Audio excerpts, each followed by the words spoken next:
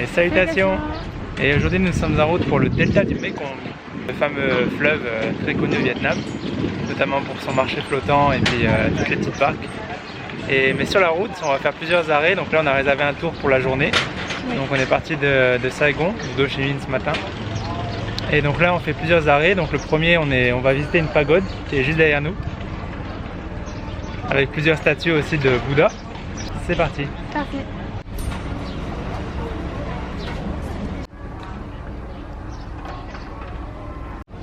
Donc là on est dans la cour juste devant la pagode. Ça sent très bon, là, il y a plein d'arbres fleuris. Et ça change des temples. Hein. Et en fait, les pagodes sont vraiment faits pour les moines et pour le culte du Bouddha, alors que les temples ont été faits pour le culte des différents dieux en fait. Non, c'est la différence. Juste ici, il y a un énorme Bouddha. Il est marrant. Mais bon, il a une bonne tête, il sourit. Et il a de grandes oreilles et un gros bide. Et ils disent qu'apparemment, ça c'est synonyme de longue vie. Donc c'est bon signe. Il est vraiment, vraiment gros. Et nos têtes à côté. C'est immense. Et là, une pagode sur plusieurs étages. Et un Bouddha allongé. Ouais, un Bouddha couché. Donc comme on peut le voir, là en fait ce Bouddha est plus mince et plus élancé que l'autre parce que celui-là représente le Bouddha du bouddhisme du nord alors que l'autre représente le Bouddha du bouddhisme du sud parce qu'il y a quelques légères différences et on vient de l'apprendre là avec notre guide. Il est quand même grand. Hein.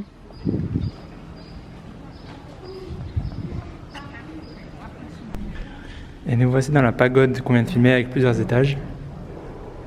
On a dû retirer nos chaussures.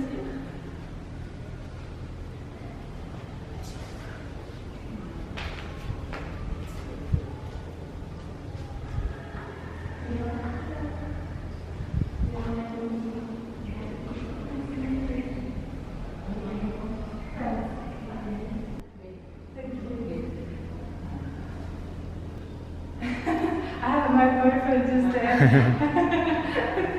Sorry. Alors je m'en souviendrai de cette première pagode parce que je me suis fait aborder par un moine. Il m'a posé plein de questions, c'était bien marrant. Et il n'arrêtait pas de me complimenter, de me souhaiter bonne chance et bon voyage. Vraiment trop gentil quoi. Petit moine là. Ouais. Il avait son petit papier avec toutes les questions en anglais, c'était trop chaud.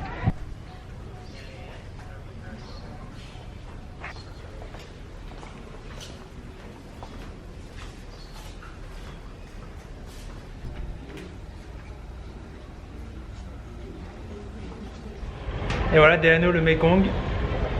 Ça y est. Donc là, je pense qu'on va prendre un de ces bateaux pour rejoindre une petite île.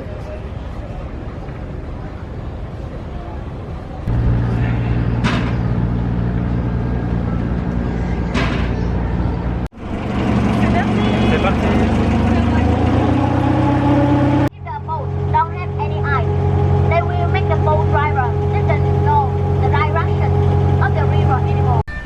Petite dégustation de fruits tropicaux.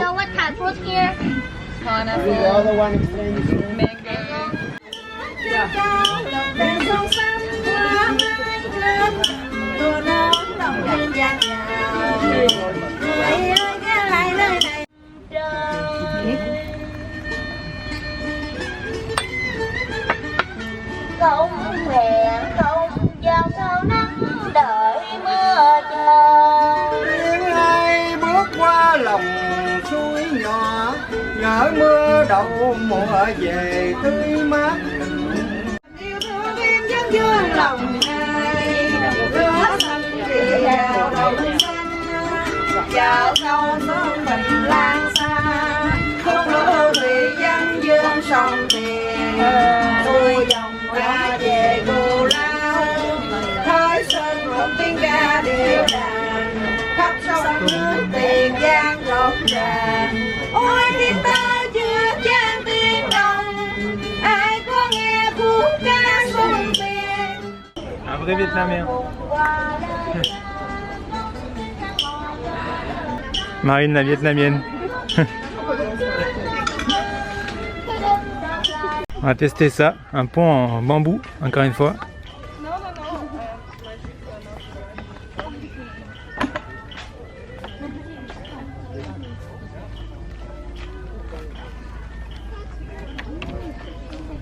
Tu suis?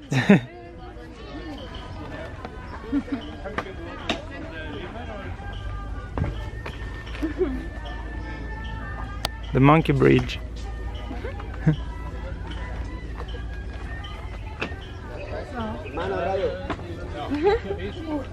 Slippery. Ici, il y a des mini ananas. Là, les fameuses feuilles de bananier. Et on peut voir les bananes là, en train de pousser.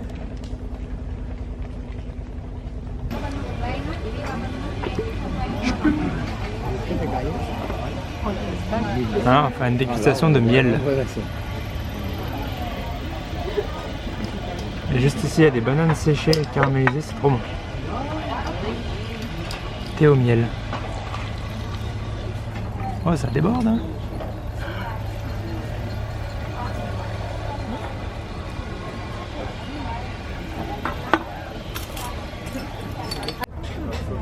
Dégustation de thé au miel local. C'est du miel qui est en train de faire. Il y en a plein. Ils sont jolis ces abeilles. Sachant que sans ces abeilles, on pourrait pas survivre.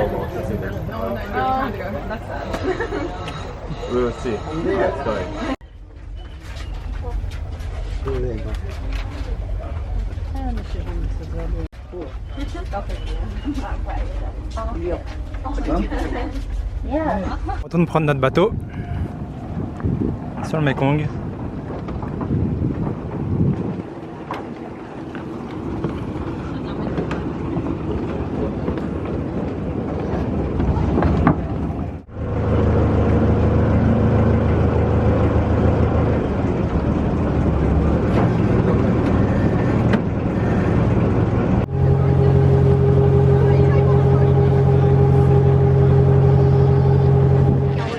Embarqué, c'est une petite pirogue. Chậm thì là chậm luôn hả cô? Chứ đây ngắn quá. 8 nè. Rồi 30 chị không? Đó là 6. 6 rồi 9 đi. Rồi 6 phút hả? Là c'est vraiment typique. Hein. Avec les chapeaux du Vietnam sur la pirogue. Sur le delta du Mekong. C'est trop bien.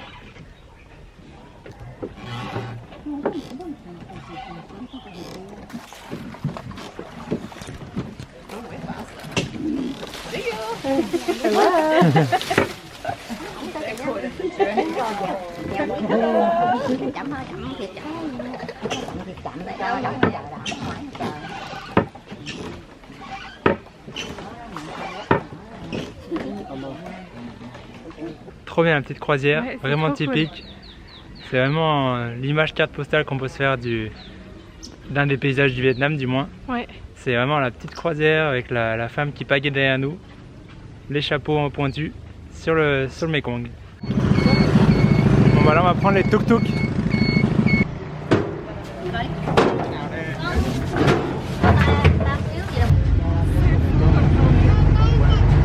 Après la pirogue,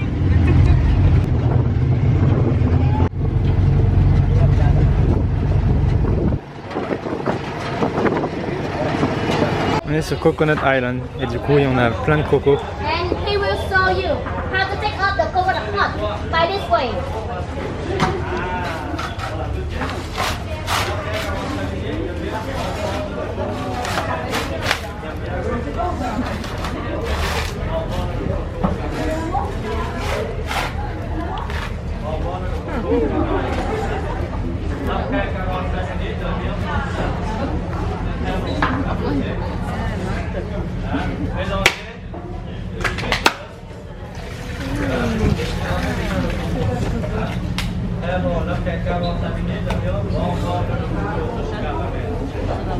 It's like this one here.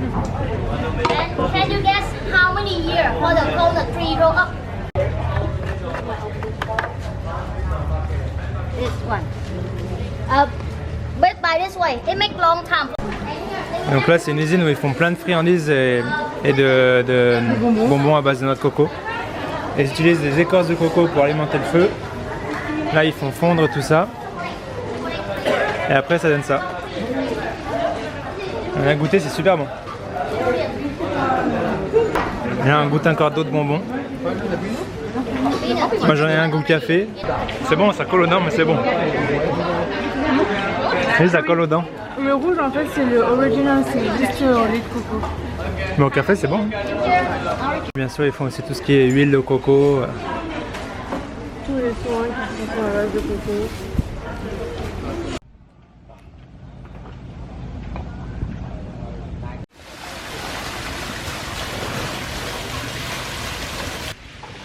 Sur la balancelle. Tranquillou. Avec la vue sur le Mekong. Difficile de faire mieux. Bon, on n'aura juste pas vu de marché flottant. Mais je pense que de toute façon, donc on a appris que le Mekong, on savait pas, il part de Chine en fait.